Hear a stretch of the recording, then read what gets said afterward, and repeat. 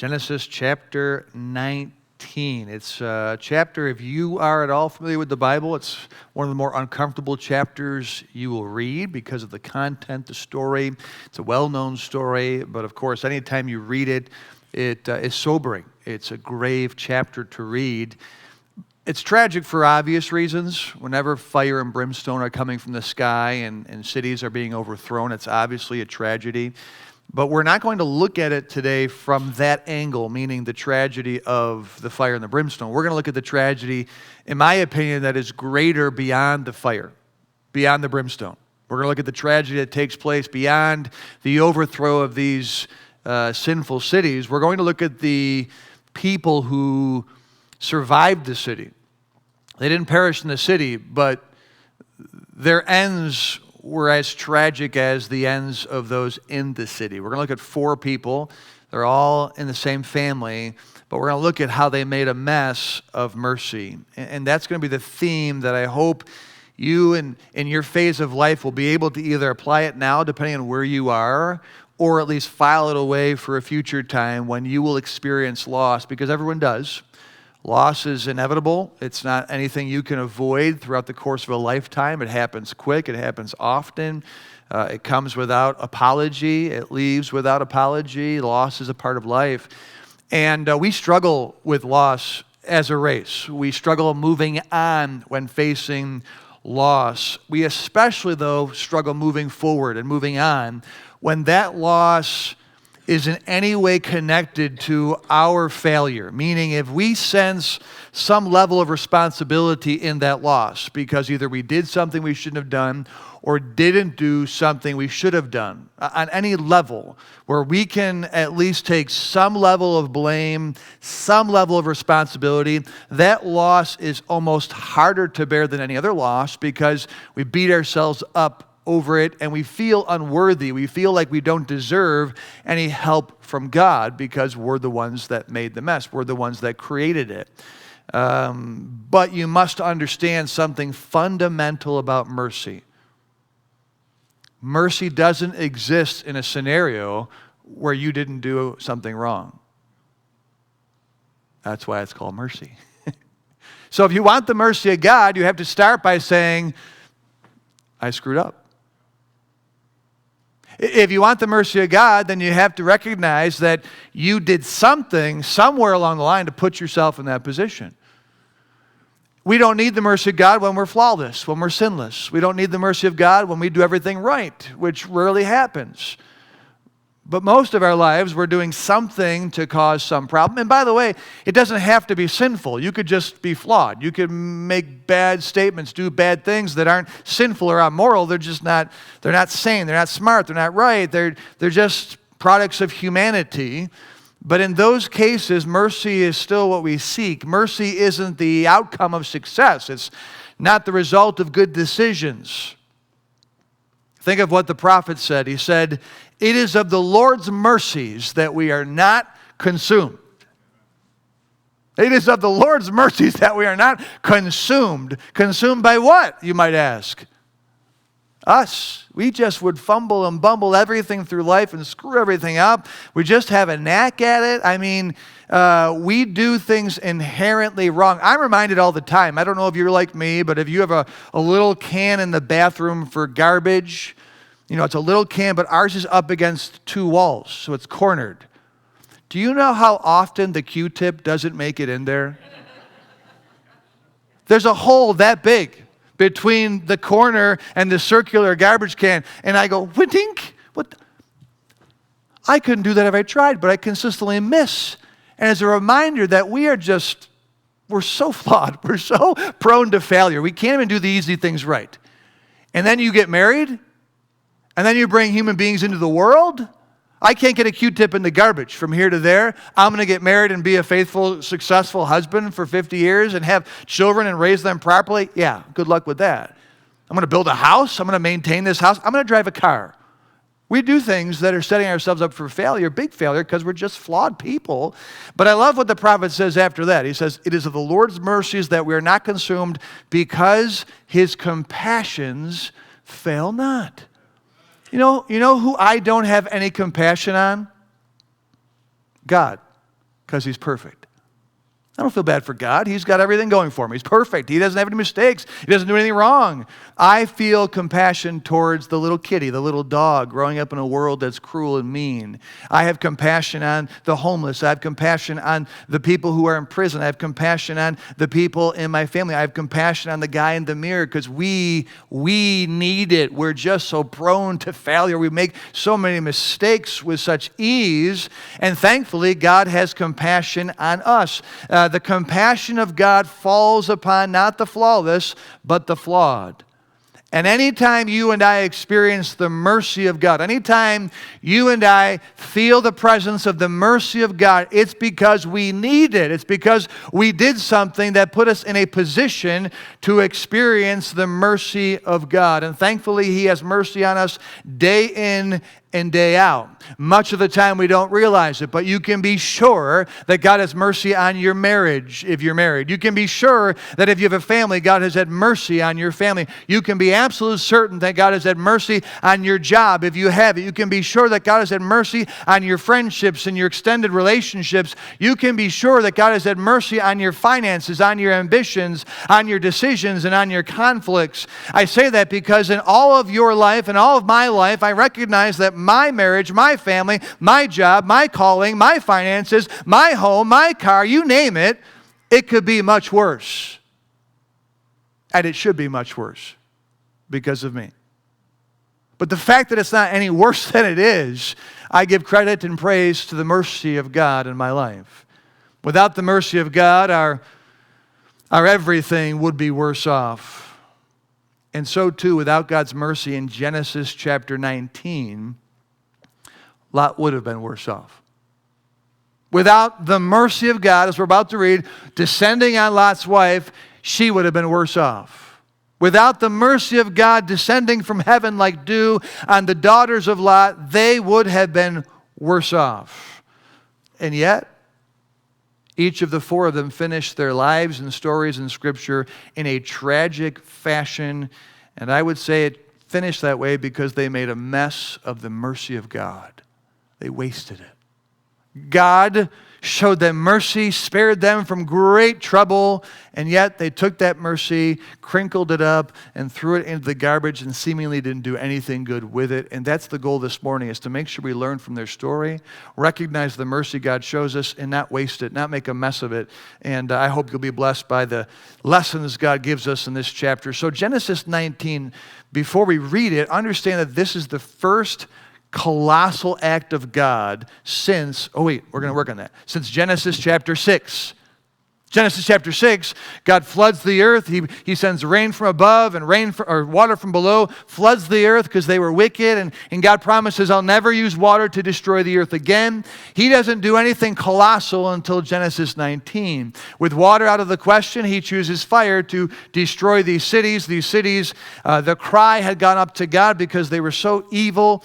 And in Genesis 18, Abraham has this intercessory a conversation with God, essentially trying to spare the city. He doesn't succeed, but he is successful in interceding on behalf of Lot and his family to get God to spare them. So that's the foreshadowing story before we get into verse 1 of chapter 19. We're going to make a comment about verse 1. Here we go. Genesis 19, verse number 1. And there came two angels to Sodom at even, and Lot sat in the gate of Sodom. We're going to stop there and point out what you've got to see before we go any further to appreciate why it's mercy that God shows him and not grace. Why it's mercy and not kindness. Lot sat in the gate. Now you might, if you're not familiar with Old Testament cities and their makeup, you might say, well, he's just hanging out and chilling at the entrance of the city. That's a great place to sit. No, when you sit in the gate, biblically, that means you are a politician or a judge or a ruler. You are in a position of authority. So unlike America, they had borders in these cities that to get in, you had to pass some tests. And so a politician or a judge or a ruler would sit at the gate. And if you as a stranger, you're coming into the city, you have to deal with this guy. And he's going to ask you questions, and it's his determination if you can come or go. And so Lot was that guy. Which tells me, and it tells you, that Lot was in a position of authority in this city called Sodom. Last I checked, if you're a politician, if you're a ruler, and your city, your state, your community, your whatever is a mess, you have to own that. You're the guy, you're the gal that makes the laws. You're the gal that reinforces these laws. You're the person that's responsible to create order, to create law and order, to make sure that everybody is not morally collapsing, to make sure there's not all this violence. And so, for this city to be so sinful, so wicked, that God would send angels down to destroy it, that means Lot had to bear some responsibility for the decay in Sodom. Lest you think he was some innocent victim who was plagued by the awful society in which he lived, you'd be misunderstood. He had to be responsible for some level of this city's sin. Let's keep reading. It says, and Lot, seeing them, rose up to meet them, and he bowed himself with his face toward the ground, and he said, behold now, my lords, turn in, I pray you, into your servant's house, and tarry all night, and wash your feet, and ye shall rise up early, and go on your ways. And they said, nah, but we will abide in the street all night. That was a test, because they knew exactly what they were coming into. And he pressed upon them greatly, and they turned it unto him, and entered into his house, and he made them a feast, and did bake unleavened bread, and they did eat. But before they lay down, the men of the city, even the men of Sodom, compassed the house round, both old and young, all the people from every quarter. And they called unto Lot, and said unto him, where are the men which came into thee this night? Bring them out unto us, that we may know them. And I will tell you, without getting into any detail, we have young people here, and this is a tough story, but their request had nothing to do with a newspaper interview or article. It had nothing to do with a coffee meet and greet to get to know these people. It was the biblical definition of it. It was perverted and unfortunately very wicked. Verse number 6, and Lot went out at the door unto them, and shut the door after him, and said, he didn't want anybody to hear him except for the crowd. He didn't want the angels to see this interaction. He said to them, I pray you, brethren, do not so wickedly. It's just very quiet. He doesn't want anyone in the house, his guests, to know that he's trying to deal with these guys without exposing their sin, their problem. So he says, don't do this. And what he says next will reveal that Lot was no saint. That Lot was not some righteous man who was on the straight and narrow and nobody ever listened to him and he couldn't do anything about his city. Verse number 8, this is his alternative solution to their perverted requests. Verse 8, behold now, look now, I have 2 daughters which have not known man. Let me, I pray you, bring them out unto you, and do ye to them as is good in your eyes. Only unto these men do nothing, for therefore came they under the shadow of my roof. Lot, aren't your daughters under the shadow of your roof? You see, if that man suggested in our society what he suggested in that society, he'd be in prison for the rest of his life. But this was his solution to their demands. Lot was no saint. Verse number 9, and their response was this, stand back.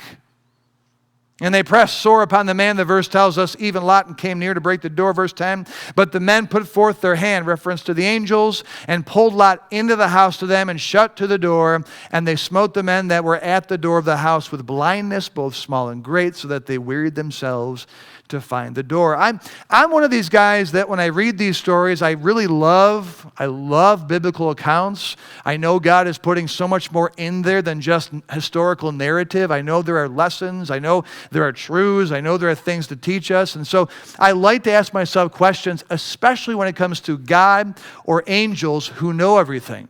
And my question to myself in reading this is, why didn't the angels come into the city and just smite everybody with blindness right out of the gate?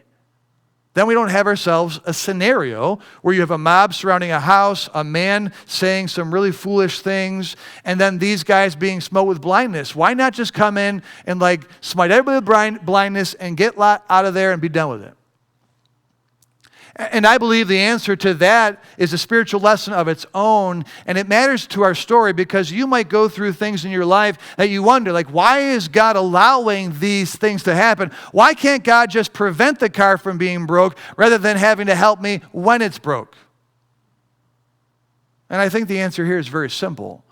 God allows things to fall apart so that we will see the consequences of our reason, the consequences of our solutions. God lets things get to where they are so that we want a solution, so that we need a solution. You see, if the angels came to Lot and said, hey, Lot, we're going to destroy this city. It's a really bad city. Lot would have done what? Oh, I don't know about that. I don't think it's that bad, guys. I mean, I've been here a while. I think I would know, yeah, it's not perfect. There's some bad apples in the city, but we're pretty good. Well, Lot couldn't say that now, could he? With all these men pounding on the doors of his house, willing to do him and everybody in that house damage and violence. I don't think when the angels say, this is a bad city, that Lot could say, no, it's not. You see, now he sees what it is and will accept the remedy to it, which is not good. So the angels, anyways, in our story, they tell Lot to get his daughters, his sons-in-law, and his sons out. Very interesting. Because Lot will do that. Lot will go to his sons-in-law, and he will say to them, you got to get out of here. The city's going to be destroyed. And the Bible says that it appeared that Lot was mocking. In the middle of the night, he looked crazy. He wasn't credible. So the sons-in-law and his daughters, Lot's daughters, they don't come with him. There's no reference of Lot going to tell his sons to get out of the city. If he had sons, if the angels weren't just saying that flippantly, then there's a very good chance he didn't bother with his sons because they were participating in the activity of the city, since there was no reference to daughters-in-law.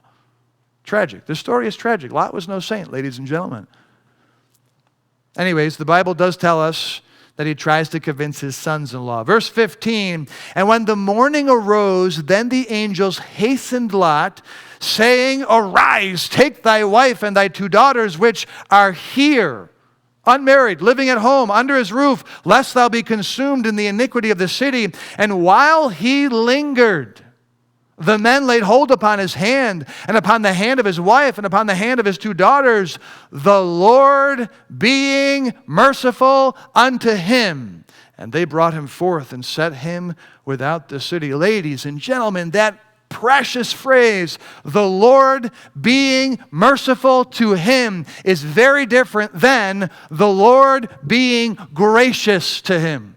It's very different than the Lord being kind to him. No, when the Bible says the Lord being merciful to him, was declaring Lot's guilt in the situation. It is assigning him responsibility.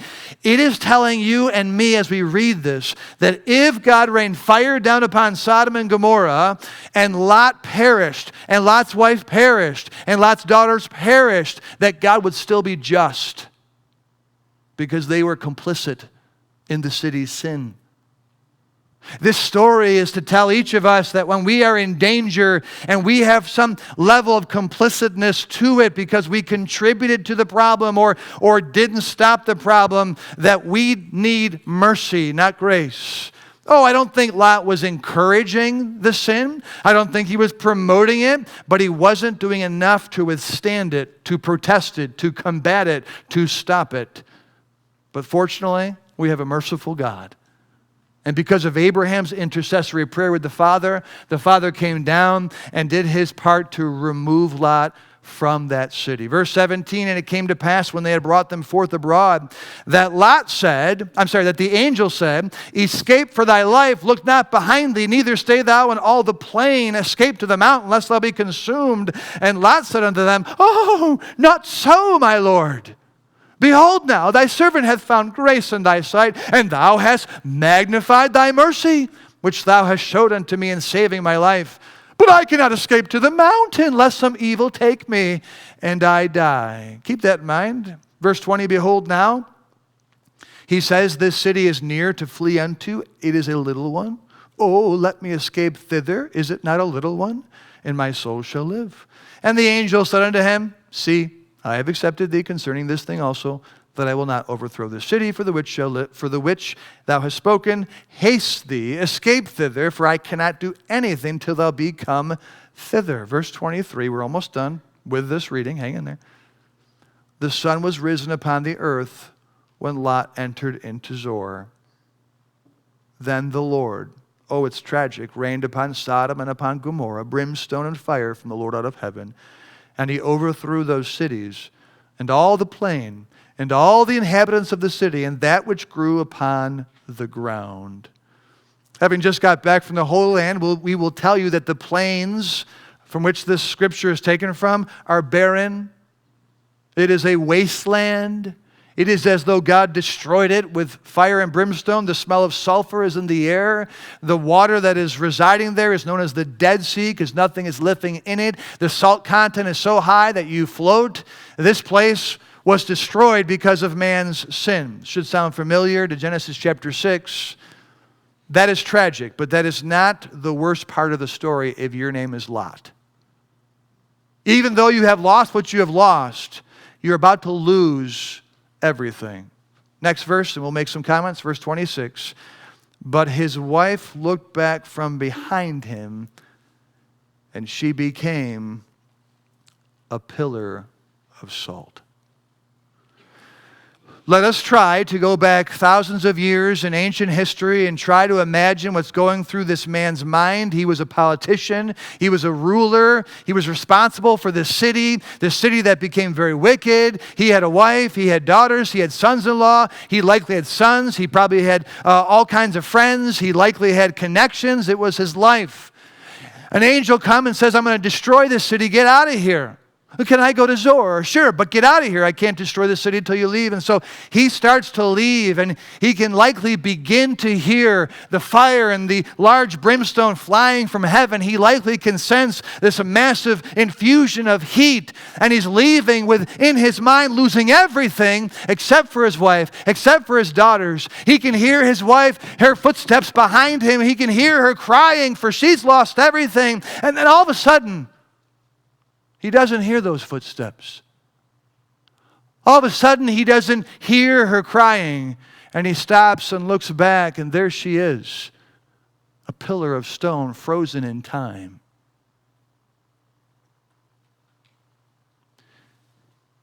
He almost lost everything, but he got his wife.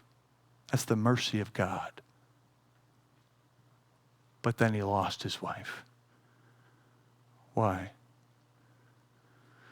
For the same reasons that you and I have a hard time moving forward in times of loss. I'm going to give you 3 reasons we make a mess of God's mercy, and they'll be specific to each of these groups of people. The first one's Lot's wife. And ladies and gentlemen, we make a mess out of the mercy God sheds us when we let our eyesight become far-sighted instead of nearsighted. It's easy to do. We tend to all do this. We all tend to look back at what we lost instead of looking at the present with what we still have. We tend to let our eyes go way in the distance about what we once had and how wonderful it was and ignore what we still have. To her credit, none of us should sit here and say, wow, she was a real doofus. She really screwed that up. What was asked of her not to look back by the angels was no small task. She lost her daughters. She lost her sons-in-law. I don't know if she cared too much about them, but she lost her daughters. She likely lost some sons. She lost her home. She lost her social sphere. She lost her identity in that place, her social identity. She lost her future there that she had planned. She lost her income. She lost everything she knew except her marriage and her 2 daughters who were not married. But she could not get her eyes and her mind off of that way back there in the distance. And as a result, she lost what she had right in front of her. We have a hard time accepting the losses in life, even though what we still have is by the mercy of God. You see, by the definition of mercy, she could have justly lost everything. She could have justly lost her husband, her daughters, and her life. But God spared her. He spared her from losing everything. And it leaves us with an intentional and powerful lesson for us all. That when we go through some level of loss at work where Perhaps our performance contributed to it at some point. Maybe some loss in our marriage by means of relational joy that we contributed to on some level in our behavior. Maybe losses in our friendships where on some level, even though others could be blamed for more, we still have to own some level of responsibility because of our personality or because of decisions. Finances, maybe we've gone through great loss financially that we can say, yeah, the car broke down, but I didn't need to go make that purchase, or I shouldn't have made that purchase. And yeah, it's hard for me to ask God to bless me now when I did that. When we experience those type of losses, we tend to look backwards and just wish we had what we once had.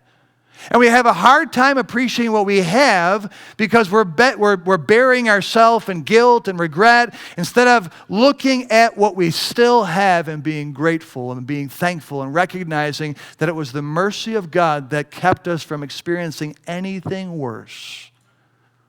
Yeah, your marriage may not be great. And it may be to some extent because of you, but if you still have a marriage, be thankful you have a marriage. Because as long as you have a marriage, you have hope to work that out. There are countless men and women who no longer have their spouse, and they would tell you, it may not be great, but make it work. It's still something. It's the mercy of God. Yeah, you may have lost $20,000, but do you have 20? Do you have 20 bucks? Thank God you have 20 bucks. You can do something with that 20 bucks. But we just get so farsighted that we refuse to be nearsighted. If you don't look, ladies and gentlemen, at your husband and daughters in front of you, you'll look back in discontent and ingratitude. And Lot's wife teaches us you'll make a mess out of God's mercy. Let's keep reading. Verse number 30. And Lot went up out of Zoar and dwelt in the mountain, and his 2 daughters with him. I've got to stop and ask myself, I thought he didn't want to go to the mountain. What happened? Do you remember that conversation? Do you remember the angels who grabbed Lot and they said, you gotta go now, you gotta move, get to the mountains. And Lot goes, bye, I can't go to the mountains, some evil will overtake me. Let me go to Zoar, let me go to that tiny little city, please, please, please. And the angels say, fine, go to the tiny little city. Now, what happened? Verse 30, he's out of the city, he's dwelling in the mountains, and his 2 daughters with him. I'll tell you what happened. Keep reading with me. For he feared to dwell in Zoar, and he dwelt in a cave, he and his 2 daughters. The real tragedy of this story is that it's a progressive waste of mercy. God showed mercy to Lot, his wife, and his daughters. His wife, she doesn't accept that mercy, and she's too obsessed with what she lost, so she becomes a pillar of salt. Lot, who is running out of Sodom, looks back to see her frozen, and now, because of her waste of mercy, this old boy gets really scared. I mean, people are dying by fire. People are turning into salt. He gets into Zoar, and we don't know the rest of the story. It's all speculation. Maybe the people there looked at him and said, what are you doing here? We just saw that city consumed by fire from God. Are you the reason? Perhaps they thought he was behind it and he became paranoid that they were going to kill him. Perhaps he just was terrified to be anywhere near Sodom, anywhere near his wife because everything was falling apart down in the plains. Maybe he wanted to find safety. We don't know exactly what the reason was, but we know this much: he feared. Fear was the motivation behind his decision, and as we're about to read, it would be devastating. Write down number 2 if you're interested. We make a mess out of mercy when we, like Lot, let our hearts become fearful instead of faithful. We make a mess out of the mercy God shows us in our time of failure when we become fearful in our hearts instead of faithful. Now, whatever the reason behind loss, whether it's your fault, nobody's fault, God's fault, the devil's fault, somebody else's fault, but whatever the reason, there are 2 things we do. We do look backwards, wishing we had what we don't have. That's natural. It's devastating, but it's natural. The other thing we do is what Lot did here, and that is we run. We run because we don't want anything else bad happening. We have to get out of here because everything's falling apart. We want to get away from people. We want to get away from things. We want to get away from the fire. We want to get away from the salt. We just look for refuge and solace somewhere in a cave in the middle of nowhere where no one can find us. That's why if you talk to people and they say, what would you do if you lost a loved one? And oftentimes people say, I would move. I would run. I would move somewhere where no one knows me. We have this inclination, this tendency to run from our losses. And Lot did that. He was afraid of becoming ash, salt, or a dead man in Zoar. Just as his wife's eyes wandered in the distance, his heart's beat began to rapidly increase and began to be paranoid and fearful of everything. And so he got out of there. But I have to tell you that should be contrary to what he should have done, because didn't the angels essentially promise him safe refuge in Zoar?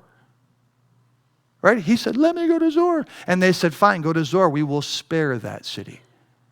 Essentially saying, Lot, you can go there. We suggest the mountain, but you can go there because now we are officially taking Zoar off the map for destruction. So you're safe there. But after his wife became a pillar of salt and after he witnessed the plains being consumed, he decided he no longer was safe there. This is a beautiful, howbeit sad and tragic illustration of what we do when we face loss that we feel somewhat responsible for. We stop trusting God and start fearing everything. Now, it's natural.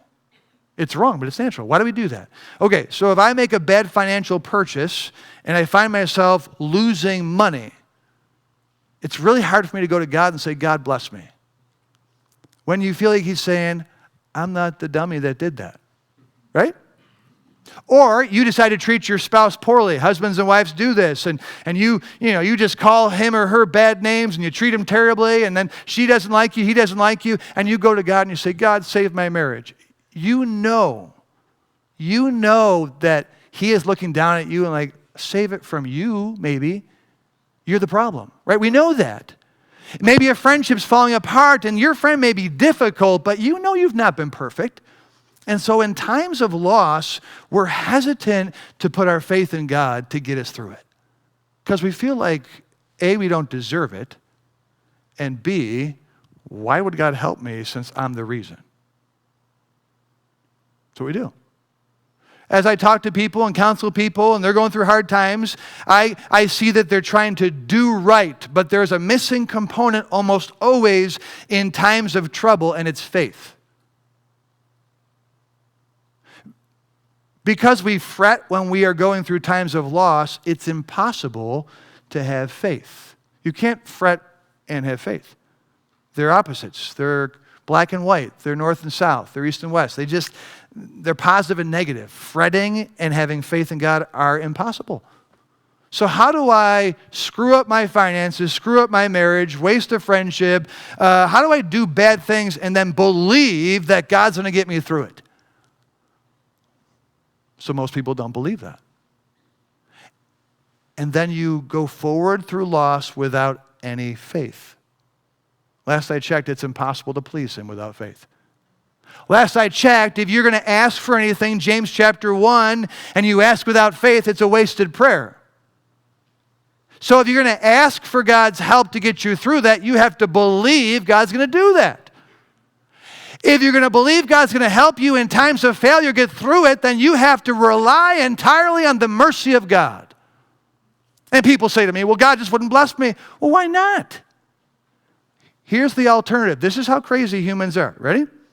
If we believe God only blesses the righteous, if God only blesses the perfect, if God only blesses the flawless, if God only blesses those who have never done anything wrong, wouldn't we, when we're righteous and we get blessed, wouldn't we start taking credit for those blessings? Wouldn't we say, well, if you were just as good as me, you'd have a house too. If you were just as righteous as me, you'd have a car too. If you were just as wonderful as me, you would have a great marriage, a great family, and everything would be fine. But evidently your problems are your problems. I'm sorry for you, but thanks to me, I'm good. Why would God cultivate self-righteousness in us? why would God allow us to take credit for his blessings? We are serving a merciful God. The promises he gives us are not just to the perfect. When he said, let your conversation be without covetousness, and be content with such things as ye have, for he hath said, I will never leave you nor forsake you. When he said that, he said it to like all of us. So when I screw up, and I come crawling to God and I say to God, you have no business being faithful to me, I get to say, but you promised. I don't know how you did it. I don't know how you made a promise that you knew would be difficult to keep, but you made a promise and you're not a liar, so thank you for being faithful. If you're not excited about that, then you're missing what Christianity is all about. Furthermore, you make a terrible decision financially, and you go to God and say, I made a terrible decision. I know all of your promises don't pertain to me anymore, but would you make an exception? God's going to say, no, come here. When I said here in Matthew chapter 6, seek ye first the kingdom of God and his righteousness, and all these things shall be added unto you, I wasn't just talking to the people who are perfect. I was talking to everybody. So what do, Pastor, after I screw up financially? Seek first the kingdom of God and his righteousness. What's going to happen? God will take care of you. Even me, but I screwed up so much. Especially you. Because God gets the most glory from you. When you realize you don't deserve it, and you're a knucklehead, and God still blesses you, well, he's the one that's going to get the glory, so of course he'll take care of you. Yeah, but I've really screwed my marriage up, Pastor. I've made terrible decisions with my wife. I've made terrible decisions with my husband. What do? You trust God that when he said, my grace is sufficient, that it applies to you. You have to have faith in that, or otherwise it's useless. And you're on your own. Have I not proved on our own we make a mess of things? Yeah. I can keep going, but we got to get going here. Verse number 31. Let's do it. And the firstborn said unto the younger, our father is old, and there is not a man in the earth to come in unto us after the manner of all the earth. Oh, they were so smart. Come, let us make our father drink wine, and we will lie with him that we may preserve seed of our father. Why? Because he lost his sons that are not mentioned. If they made their father drink wine, and they made their father drink wine that night, and the firstborn went in and lay with their father, and he perceived not when she lay down, nor when she arose. I'll spare you the graphic details. The next night, the younger sister is told by the older sister to do the same thing for the same reasons. And in verse number 36, thus were both the daughters of Lot with child by their father, and the firstborn bare a son, and called his name Moab, the same as the father of the Moabites unto this day. And the younger, she also bare a son, and called his name Ben-Ammi, the same as the father of the children of Ammon unto this day. You may not know who they are, but those, ladies and gentlemen, are the enemies of Israel for centuries and centuries. They persecuted the Israelites. They killed the Israelites. They ravished the Israelites. They tempted the Israelites. They corrupted the Israelites. They polluted the Israelites. You say, who are the Israelites? Abraham's sons. Abraham, who said to God, spare my nephew. My nephew was spared, and he decided in his wisdom to run from Zoar, where it was safe, to go into a cave with his daughters. And his daughters had this great idea that we're going to help our dad have kids. And they had children by incest, who will become for centuries the Israelites' greatest enemies. I've often thought, it's somewhat of a wasted thought theologically, but I've often thought, if every time for centuries, when the Moabites oppressed the Israelites, or the Ammonites oppressed the Israelites, or the Moabites corrupted and perverted and distorted the Israelites, that God would look back at that moment when he grabbed Lot and grabbed his wife and grabbed his daughters to get them out of there, if he just thought to himself, why did I do that? I showed mercy on these guys. I gave them what I gave nobody else. I gave them a second chance at life, and they made a mess of it. And they screwed up my children for decades and for centuries. Write down number 3 and we'll be done. We make a mess out of mercy when we, like Lot's daughters, let our minds become creative instead of contented. It's a tragic story. I sit here and I sound like I'm condemning these people. I can't, because I don't know if you or I would be any different. This is what we do. In times of loss, we look back instead of looking in front of us. In times of loss, we fret and we become fearful instead of being faithful. But, in times of loss, especially if we've created it, you know what we do? I got to fix this. I got to fix this. I've got to do something to fix the mess I've created. What do I do to restore my losses? I've got to do something. But this story tells you, if you have to do something unethical to fix your problem, you're going to have a bigger problem. If you have to do something in secret to fix your problem, you're going to have a public problem. If you have to do something to cover the eyes of somebody else, get them drunk to do what you're going to do that you are calling noble, then you're going to have a bigger problem. You know what we have to do, as hard as it is, in times of loss where we feel some level of responsibility? We have to stop and look around and say, wow, I'm a goober, but it could be so much worse. Thank God that He intervened. Thank God that we at least have us. It may not be what we once had. It may not be what we want to have, but we at least have us. And right here, right now, we're going to give God thanks. Right here, right now, we're going to thank God that we have what we have. And from this moment on, from this point on, we're going to depend and rely on God to bless us and help us through so that we don't make the same mistakes again. That's hard for us to do, but that's what the mercy of God is given to us for. It's to give us a second chance. And the story here tells us not to make a mess of what God gives us in His mercy. I will finish by again saying, it is of the Lord's mercies that we are not consumed. I would beg you, I would urge you not to take credit for the state of your life at any point. I would urge you and beg you to assess your past, assess your present, and just imagine. Imagine if you had full control and you could do whatever you want with your life and God never intervened and God never showed mercy. I want you to think about how it would turn out. It wouldn't turn out good.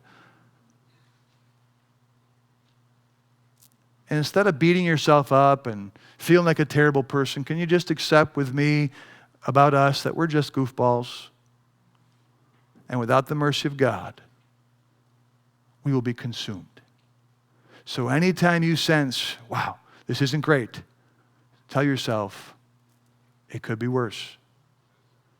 And then hit the reset button and come back to Genesis 19 and say, Kevin, don't you look back. Look right in front of you. Kevin, don't you get fretful and fearful. Start trusting and believing in the goodness and character of God. Kevin, you can't fix this. Just be content with the mercy of God. You'll spare and I'll spare ourselves a mess.